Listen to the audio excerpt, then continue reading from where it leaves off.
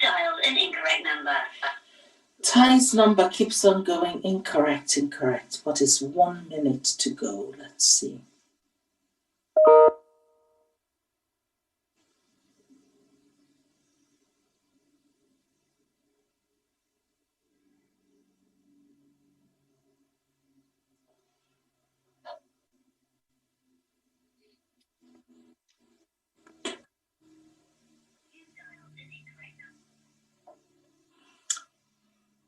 Okay.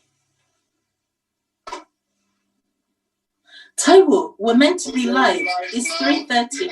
Okay.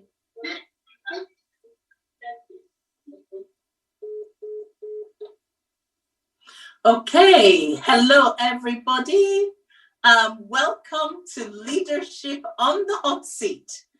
Absolutely wonderful to see all of you and to welcome you to the Hot Seat today. We have an opportunity to learn some absolutely fantastic leadership tips from the awesome, I have to say, big bow, awesome Lord Charles Allen. Absolutely delighted to warmly welcome you, Lord Allen. This has been planned for so long.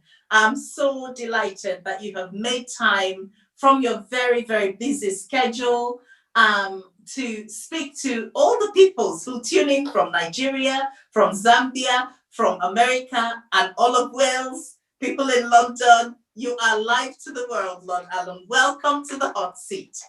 Thank you very much. Good morning, good afternoon, good evening. Yes, depending on where you're coming in from the world. Everybody has read a lot about what you've done. How can we begin to describe you, Lord Allen? You are an experienced chairman of the FTSE, NASDAQ. You have private equity, private companies, public sector, third sector, 2 decades of experience as a remuneration committee chair in Tesco's, in Virgin Media. You also have global media and entertainment chair. You've been the chair of Capital Heart, Smooth, LBC, X Radio, Gold, outdoor turnover of over 900 million. Then you have been the ISS chairman, turnover of 8 billion, operating profits of 400 million, over 480,000 employees, operating in 50 countries. I mean, this is global leadership. You were up to date, Moelis and Company, you're the advisory chairman, and the Sisters Food Group, which you just finished, but with a turnover of up to 3.2 billion. You were the senior advisor to Goldman Sachs. You were the non-executive director of Virgin Media, EMI Music, executive chairman. Oh, I'll have to get my daughter onto one of these labels. And Tesco's non-executive director as well. And the former chair of the British Red Cross, which is where I met you. And I was absolutely delighted. And I'll share with you all on the hot seat one statement that I learned from Lord Allen, which has kept me going for so long. And coming down to the Games and the Olympics and what you've done in 2006 to 2013, you were the London chair of the London Organizing Committee for the Olympic and Paralympic Games. You also were the vice chairman of the London 2012 Olympic, I think, where we saw the Queen flying out on the helicopter or airplane. For those who are not quite sure, the 2000 to 2003 Commonwealth Games in Manchester, you were the chair. You were also a senior executive career included Grenada and ITV PLC. You were the chief executive who brought together ITV Wales, and I could go on and on and on and on. You were knighted by the Queen in 2002, and then became a lifetime peer in the House of Lords. Phew, I need a break. It's incredible. We're looking at an international world leader who is managing and overseeing and supporting organizations nearly 15 billion pounds. I think you've topped the charts for the hot seat. Welcome to you, Lord Charles Allen. So let's start from the very beginning. This is all about leadership. Did you, growing up, ever think, I want to be a leader? I'm going to be an outstanding leader and I want to do everything to do with leadership. I'm going to be this top person leading this top organization.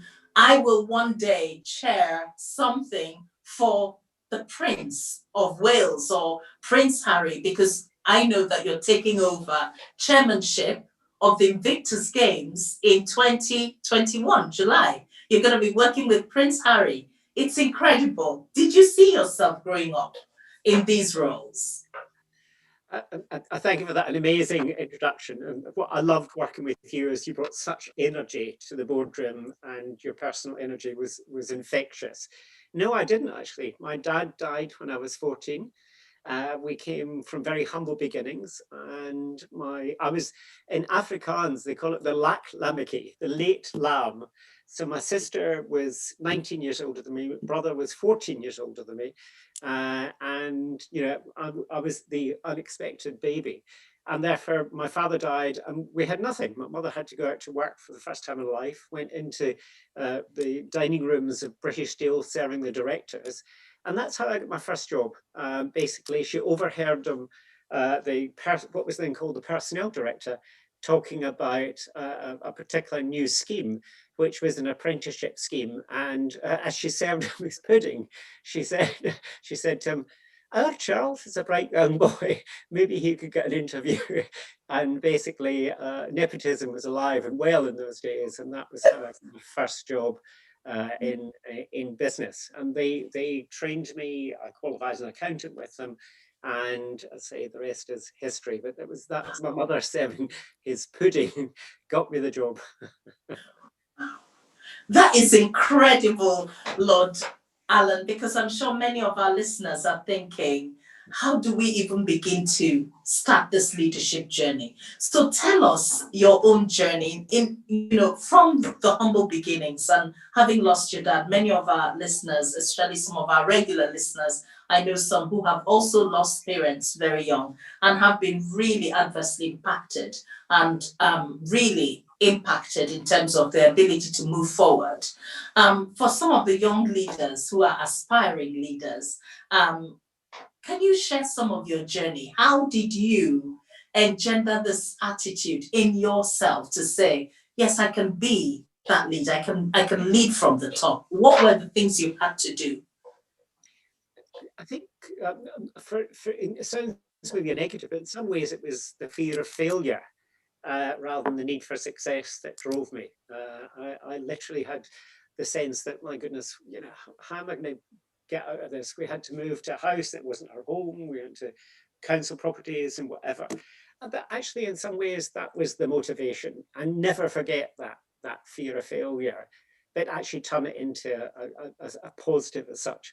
And I think, if you think of that, then I went on to from basically British Steel, went on to work domestically and then overseas when I was 24, and worked in the Middle East and Far East and traveled quite a bit. And that gave me a passion and understanding of dealing with different cultures and people. So from 24 to 30, I was working in the Middle East for a company called Grand Metropolitan. We were providing services to Aramco, and then went on to do other things. So I think for me, it was basically understanding early on the difference between management and leadership. And for me, leadership is about leading people. There's lots of books written on management and leadership. For me, it was basically understanding how to lead as well as manage. You lead things and you manage people. Absolutely. So what were some of the leaders that inspired you when you were young, when you were starting out and thinking about enterprising, career ahead? Who inspired you? Well, there's a guy called Jerry Robinson, who was the chief exec of Granada, and he inspired me in terms of helping me and giving me the confidence But I was very privileged, having worked in ITV in Grenada over many years, to meet incredibly inspirational people, including Nelson Mandela. He was a tough old cookie, I have to say, because we see this cuddly leader, but he was tough, and I think in some ways you need to be tough. And I think what he did was create, and I think leadership's about that, create a compelling vision for how you can really drive things. And I joke about me being a mentor and tormentor. And mentor is arm around the shoulder saying, come on, Uzo, we can do this better. And you saw some of it at the Red Cross. But tormentor saying, come on, we need to do this and we need to do it now. So also it's building trust. Leadership's about building trust. And also leadership is about creating followership as well. So you need to create a vision that people can buy into, build a trusting relationship, but also get followership. So that would be my second point. And then motivating and inspiring people. You know, one of the things I do, I've spent 3 hours today on the phone, and rather than Zoom, on the phone, because I'm zoomed out, just talking to some of my teams in the various businesses and just listening to them, just having a chat. Because typically my MO is to walk around offices internationally and sit on the desk and just have a chat. Because actually very quickly you find, you know, what the issues are. So I think that particularly in these times, I think embracing that is very important. Wow. So, you know, I'm just thinking about the sheer number of companies that you're overseeing internationally across 50 countries in the world and more, I'm sure. How do you keep your finger on the pulse? Because for some of us, managing one little charity in Wales is just overwhelming. And you're very good with figures. I noticed that you were an accountant very, very early on in your career. Do you think a knowledge of figures is actually very helpful for somebody who's going to be a leader, or is it just for managers, really? No, I think if you're running any organization, you need to understand the finances thing. But I was never a very good accountant. So age 25, I stopped being an accountant and tried to be a manager and leader. But actually understanding, particularly these times, is your charity going to survive? Have we got enough money? How do we move things forward? I think that's very important. And as you know, at the Red Cross, we had a good understanding of the numbers and we had a good team who understood those. But it's not about be all and end all. That's an end product. It's not about just being finance driven. And I think the key thing is having a purpose. You know, and in some ways, the leader articulating that purpose to say, why do we exist? What's the purpose of what we're trying to do? You know, so clarity of purpose is more important than just understanding the numbers. And then the other thing for me is, you know, a shared respect and trust and confidence. You know, we worked together at the Red Cross, and I'll use that as an example, where trust had broken down. It wasn't in the best place it needed to be, but we had a good chief executive, we had good people who actually were able to then articulate that shared trust.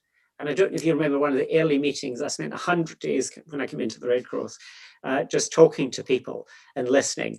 And we had, you know, executive management. We had co-opted trustees. We had elected trustees. And basically saying, in this room, in the boardroom, we're all one Red Cross. And my mission there was very much about one Red Cross. And sadly, I was only there for a year because when I became a member of the House of Lords, then I had to give it up. But I really enjoyed my time at the Red Cross because it has an amazing purpose and people can buy into it. So Absolutely. Absolutely. Do you know, I even before you came on the hot seat, I had 4 questions and more are coming in already. One of the most be kind to me. Be kind to me. they love you to bits already. They all want to take you home, Lord Allen, but they can't have you because you're here. Okay, so my brother-in-law, whose son plays for Everton, is one of the most faithful. They're two seriously faithful watchers every time. Reggie Al-Haidi is the leader of the Yemenis community, and my brother-in-law, Chuka Iwobi. So every time you hear Everton, cheer for my nephew, Alex. He's awesome. Okay, his father sent a question. He said, Lord Alan, thank you so much for finding the time to share your wisdom on this platform. He said, Lord Alan, it must have been so proud for you, a proud moment, when in 2012 you were conferred a knighthood for your services to the 2012 Olympics and Paralympics. It is indeed a great achievement, and we're all so proud of you. His question then, what is the greatest challenge you faced on the floor of the House of Lords when you're trying to convince your peers to go along with you in your various roles of challenging the government, shaping legislation, investigating various issues? Thank you, Chuka Iwobi. I think the challenge has been much more around, I sit on the House of Lords Select Committee around communication.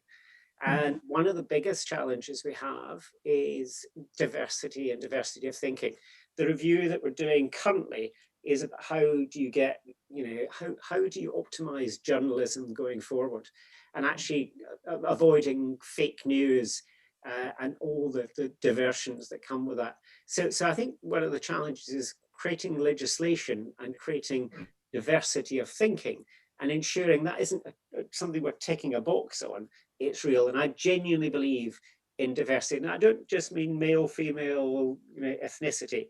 Yes. It's backgrounds. And in all my boards, I'm really trying to encourage people from different backgrounds. In my ISS board, which is the international board, we've got 6 different nationalities. And that's really helpful. And there's a lot of chairs who find that too challenging. If you like, because actually they want people that are clones of themselves. I don't want any clones, as who knows. I actually like the challenge of people coming from different backgrounds and thinking. So I think we've still more work to do there across not only the House of Lords, but the House of Commons, and getting that diversity of thinking. I know that there's a lot. It's also about people's backgrounds, their experience, whatever, and also ensuring that in the journalism that we have today, that they're not all Oxbridge. I never went to university, and I'm not anti-education or Oxbridge, whatever. But we do need to make sure that people coming through journalism in particular have different backgrounds. Wow. Do you know, that would be so comforting, Lord Alan, for people who think education is absolutely everything. I mean, education is sometimes you can be educated in your journey as a leader, and you're educated by real life experiences like you're sharing. You don't have to be in the university, though, of course, we encourage everybody to, do it. We see people like yourself, Lord Alan Sugar, who have said they haven't been to university, but yet it hasn't stopped you. How have you overcome the barriers of dealing with people who think, oh, you need to show me your certificate before I can trust you to lead my company? I think it's probably got more difficult over recent years than it was when I came through. Sort of thing. I was lucky to have not gone to university, but then qualified as an accountant and had some qualifications. But it's not all about that. It's about emotional intelligence, and I think increasingly, and particularly in these difficult times, then it's about empathetic leadership. I think you need to empathize with people. You need to talk to them, as I said earlier. And it's empathetic leadership rather than qualifications per se. And I'm not suggesting that you shouldn't have that. And now you probably need it more than you did 40 years ago when I was coming through the system. But basically, empathy and emotional intelligence, I think, when I'm recruiting for various businesses, I'm looking for people they've got to have intellect and capability, whatever, but emotional intelligence is probably more important than intellectual capability.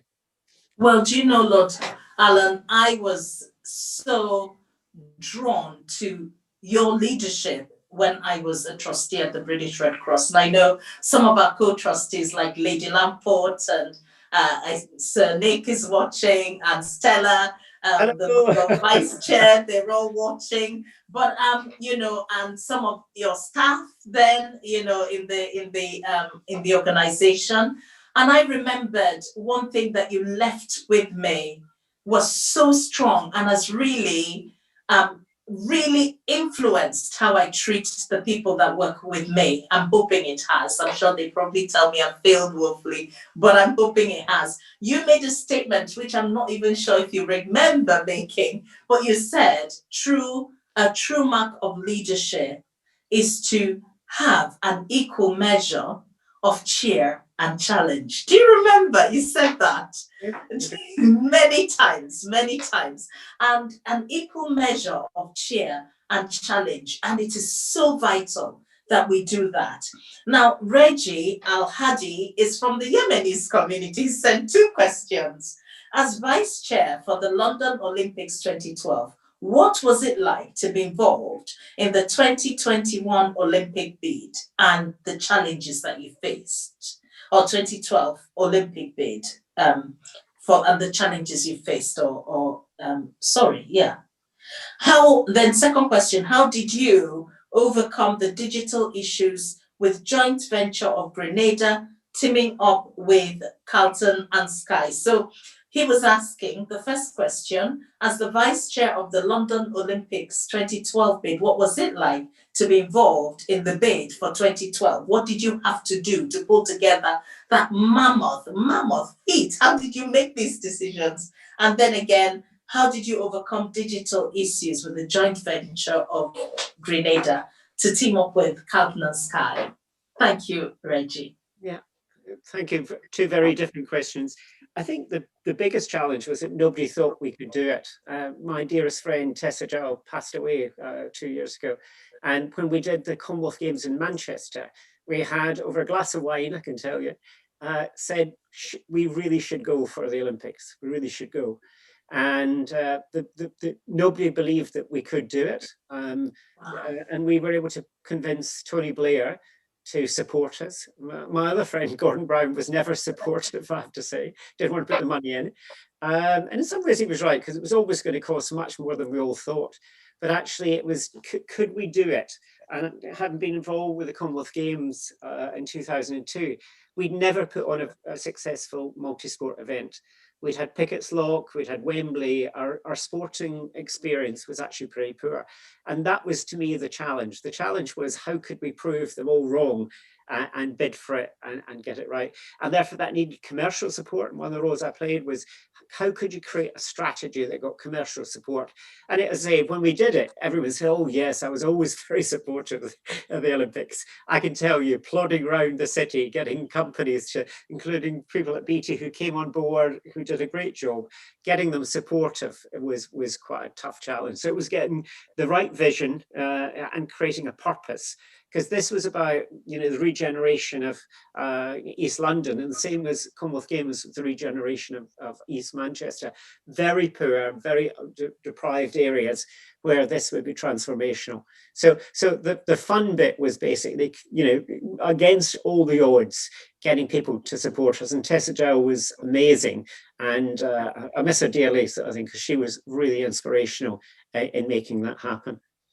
The second question is basically, I'd been with with Grenada since 1992, when we were only allowed to own 1 television license, so you could have Grenada or Yorkshire, whatever.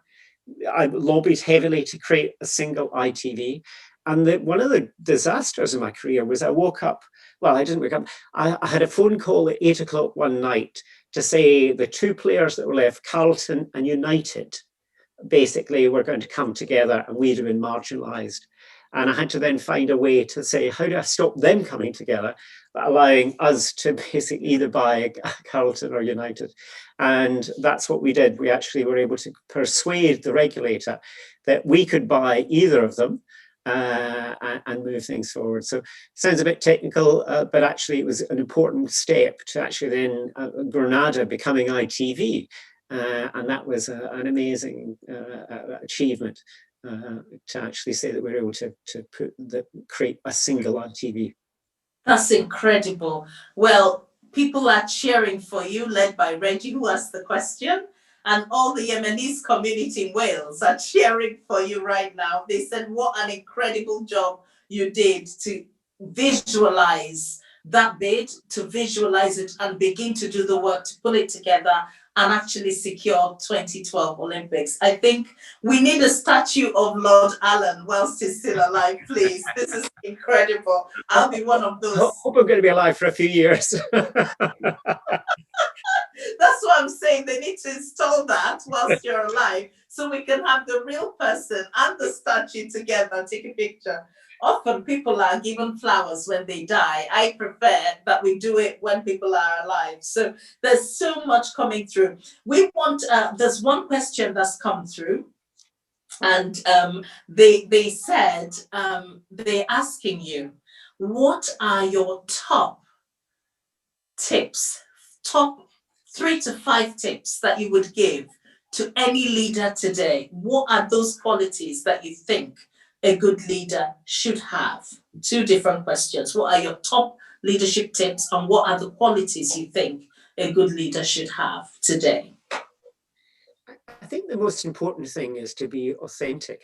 You need to be yourself, because people can see through when you're faking it.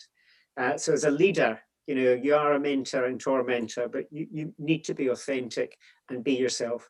And I think that's often difficult because we actually try and cover up what we think are our weaknesses. And the thing I found is the more you can actually be authentic, the better you are as a leader, because then it encourages your own people to be authentic. Yeah. I think the second thing I would say is be honest in your feedback. Honesty sounds a very soft word, but it's very difficult to be honest with people, and be constructive, because actually, you know, I like the phrase that feedback's the breakfast of champions. So give honest feedback, but be empathetic. And then two other things, if I'm allowed 3 or 4, I definitely think cheer and challenge, because it's very easy as a leader to be critical all the time. So you need to challenge, but in the right way, and you need to cheer. And the 4th thing is, as I said earlier, I genuinely believe in diversity of thinking, of background, to actually bring people around you who are different from you, who they won't necessarily agree with you, but they'll make you think. And a good leader has to think. And you know, we've got 2 of these. I've got Prince Charles ears, so very big ears, and one of these, and use them in that proportion. Often leaders don't listen enough to people. So I call it rattling around. I talk to people at various levels in all my companies. And what I pick up is amazing. I don't sit in the boardroom. I listen to people. And that's another piece of advice. Wow. So don't sit in the boardrooms, walk about, talk to people, be human. Well, if he's just texted, Lord Charles Allen is a role model to us all to work hard for our goals and be a positive force in society. Lord Charles Allen, you're a leading figure in society, and I'm so inspired to hear your tips from a world leader. There we go. Endorsement. Okay. And then we have... would you like to be my PR manager?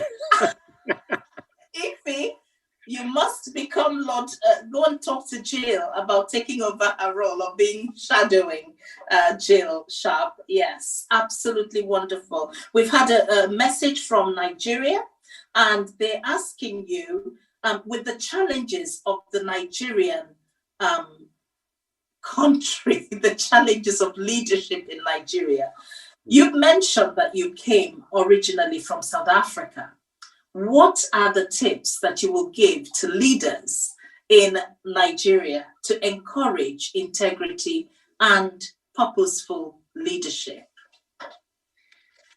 I think you need to be ruthless. That's a phrase that people don't really use very often, but as leader, you need to be ruthless in terms of actually hunting down and cutting out anything that's inappropriate behavior. And you need to set the example from the top. So, you know, in terms of, as you think about, you know, creating a compelling vision for the country or a company is really important. And then, as I said earlier, build trusting relationships. Getting the right people around you who are going to tell you if things aren't right. So it's about creating, you know, a good governance structure. It's about compelling vision. and it's about driving the country in the right direction. I say I wasn't born in Africa, but I spent 20 years, I had a home in South Africa. And you know, I was very impressed by Mandela, but Mandela was pretty, as I said earlier, pretty ruthless, pretty tough. And that's what you need. Not people who are self-serving, who are there to get what they want out of a country or a company or whatever. So, you know, that's what I think the country, any country needs. And we're going through some really strange times, you know, the change of leadership in America, all over the world. You need strong leadership that isn't about self. And one of the criticisms of Trump, well, I'm obviously not a big fan, but it was all about self. And therefore, leadership should not be about self. It should be about purpose. Absolutely. Thank you so much. They're clapping virtually from Nigeria. I think we'll have to invite you to speak to Buhari and challenge him a little bit. Also, we've had one other question that's coming through and saying, you know, how does one pick themselves back up if you're a leader who has made a ghastly mistake? Let yourself down, let the organization down, but still feel that you've got something to give. How can you rise if you've fallen? I think that's a really, really good question. Back to the Carlton United example. When that evening I found out that they were going to merge and we had lost the plot, basically, Granada were going to, I felt awful. I just couldn't sleep. I felt personally responsible because our people would have actually lost out. And I think you just need to, you know, I always say, put some time between problem and solution. Go, you know, think about it and then pick yourself up. And it's a bit like when you pitch for a job or you're, you know, doing business and you don't get what you wanted. You know, it's not the end of the world, but you need to then pick yourself up and go back and fight the fight again. And I've made many, many mistakes over the years. I wish I'd got it right. Sometimes I've been angry when I shouldn't have been, but that phrase, put time between problem and solution, is a good way to think about it, because it's not the end of the world. It's literally not life and death, but you can pick yourself up and go back and fight again. And that's easy to say and tough to do when you feel a bit, you know, you feel a bit down. But that's what I've tried to do over the years. And I say it hasn't always worked. I've often got it wrong, but actually come back. And probably the one thing I should have mentioned earlier is tenacity is a really important quality. As I asked about qualities, just being tenacious is very important. Thank you so much. Well, I've got another catchphrase that I'm going to be holding on to. I don't know about those of you watching. We've got so many top tips. Put time between the problem and the solution. Allow time to pass through and think about it, reflect on it, pick yourself back up. The world needs leaders, not leaders who are perfect, but leaders who are willing to learn from their mistakes and grow and develop and put the time in between the problem and the solution. That's absolutely brilliant. So coming to qualities of leadership, you've given us one, Lord Alan. So tenacity, being tenacious and refusing. Reggie says, I love tenacious. I love that. And I love all you've said about picking yourself back up. Thank you so much, Lord Alan. So give us some of the qualities that you're thinking a leadership in the 21st century should look like. Qualities, Lord Alan. Well, I'm going to repeat some of the things I've said earlier. I think tenacity is important because actually it's a marathon, it's not a sprint. So you have to, you know, pick yourself up and move forward. So tenacity is quite important. You know, I think that empathy, I would repeat that again. I think increasingly in this environment we're in, and I think if you think of the millennials and you know, other people, that they want to know that you've got a purpose. So I think, you know, you need a compelling vision and purpose as a leader, and you need to keep communicating it. And because what I found is that people don't understand. We may think, and probably if you ask people what they remember from this conversation, hopefully something, but they won't all remember the same thing.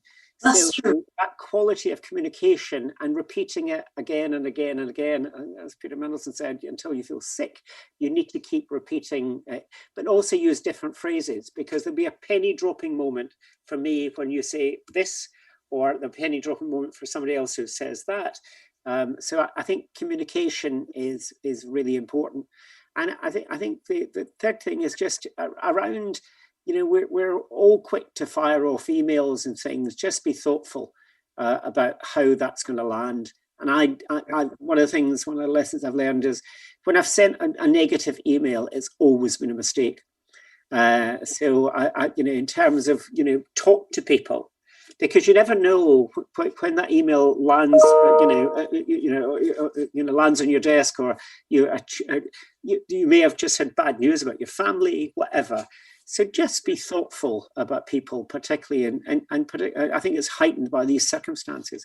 I think it's a really tough time, and I think I'm learning a lot from how to deal with things in this pandemic, because none of us predicted it. I was doing a business review the other day in terms of nobody last year when they were doing not many companies actually predicted a pandemic in terms of when they did the risk register, or charities or whatever. And therefore you need to think out of the box as well, in terms of be open-minded in terms of what could really hit you and your organization. Absolutely. Wow. I can't believe, we've only got 10 more minutes and the questions are coming in. Somebody's asking, as a distinguished leader who has achieved so much, right up to the House of Lords, how do you deal with sacking ineffective humans that fill your company? If they come your way, how do you deal with having to sack people who you think are not going in your direction? No, again, it's a really good question, because you don't wake up in the morning going into the office or to actually go in and fire people. And I think it's about, have you been honest with them in terms of what you really want from them? And if they're not performing, how do you deal with that? The leader, I'll remain nameless, once was going to reshuffle his cabinet, and he said, "Charles, would you like to do it?" He said, "How many people have you fired?" I said, "Probably quite a few over the years." He said, "Would you like to help me with the reshuffle?" And it's about just being honest, and you don't need to be, you need to be honest. You need to land that message in the right way.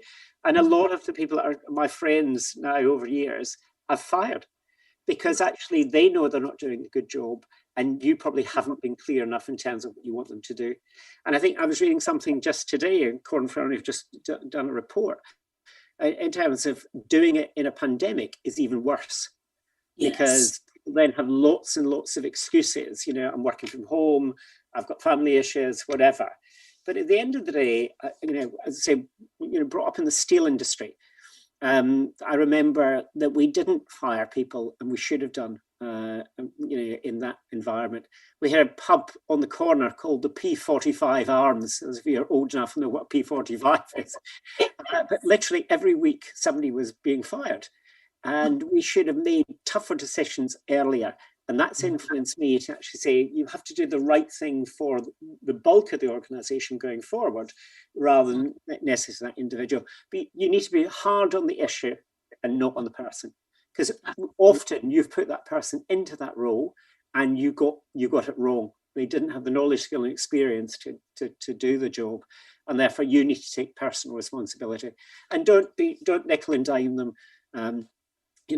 Basically, be clear. When I joined Granada Television, we had to take 300 people out because, frankly, we weren't making any money. And that was really tough. And then I discovered that none of my senior management team, including the board, had ever made anyone redundant. The old style was to promote them or transfer them to another part of the business. So just be really clear on, that vision of what you're trying to achieve. And if it's the right thing, you need to do it. But you don't need to be hard on the individual. You need to be compassionate and never say things like, "Oh, I'm sure it'll be all right," whatever. It's a tough thing if you're being fired. Absolutely, especially in the current climate where people have absolutely no idea how they're going to put the bread on the table Many people have lost their jobs. Many companies have closed. So another question before we look at tips as people go forward in their journey. The one question that has come through is, have you ever fallen out in your journey with a long time friend or mentor? And how has that impacted on you in terms of your sense of well-being from a very personal perspective? Because obviously, as human beings, we do rely on our family and friends. There are people that you say, this is my go-to person when I can't let it out in a work environment. And then you have that happen to you, that you lose that friendship or you disagree or something. How do you move forward from a disagreement? Again, another good question. I don't think I can think of somebody I've really fallen out that I was really close to. I think maybe that's because maybe I wasn't close to that many people. I was quite selective on the people. So over the years, and as I say, even people that I've fired, then effectively, I can't think of somebody that basically I was close to that I've fallen out with. I've disagreed with them and whatever, but not to the extent that I've fallen out. And I think the logic behind that is it's good to make amends. And that back to this time between problem solution, don't say things that you'll regret. And I'm sure I have done, I'm sure I've hurt people and said something wrong. But I've tried really hard not to do that, because actually, if they really are true friends, and the problem often is basically you're more cruel to your family. It's your family that gets the brunt of things rather than necessarily friends, because you tend to be more reserved. So it's your family who you tend to take, because you know they love you, and you get unconditional love. And I've been lucky in my life to have a lot of unconditional love from my mother, who sadly passed away, and my brother and sister, who sadly passed away last year, both of them. And just, I was loved. I was never resented, because, as I say, we came from humble beginnings. I was never resented. And that meant a lot to me. But sometimes I wasn't very kind to them. And therefore, that would be the regret. More family than business associates. Wow. I'm sorry to hear about your losses, Lord Alan. I just think people really, like you said, when we think about human beings and think about we're dealing with people, be compassionate, be kind to people, but be tough on the issues that you're dealing with. And that's a real tough thing to do for leaders in our time. Another question, and then we will ask you what has been your single biggest lesson as a leader. So just think about that in your responding. But just before you do, another question someone has asked, that looking at your profile, because I've shared this everywhere, somebody asked you, you have rubbed shoulders with the rich and the most famous. I mean, you're right up there in the Invictus game that you're going to be doing all the work you've done, in being a member of the House of Lords, in being knighted, in joining the Institute of Directors, in being at the top form of EMI, Sony. If he wants to trade places with you in these your top, music or media related roles, but you've been there, but you still manage to maintain your contact and connection with grassroots. What I loved about working with you as chair of the British Red Cross, you inspired me personally, my own journey as a woman and as an aspiring leader at that time. And, you had that ordinary, average grassroots feel about you. You never came in and thought, here I am, Lord, this and that. Never. You were able to interact with people who lived in council estates, people who lived in great disadvantage as equals. How do you do that? That's what someone's asking. How do you not get, this into your head, I'm now this and that, and then forget others in the grassroots? What is that quality in you that helps you do that? I think I've never forgot my past. In the sense that basically I don't necessarily see myself in that lordy fashion.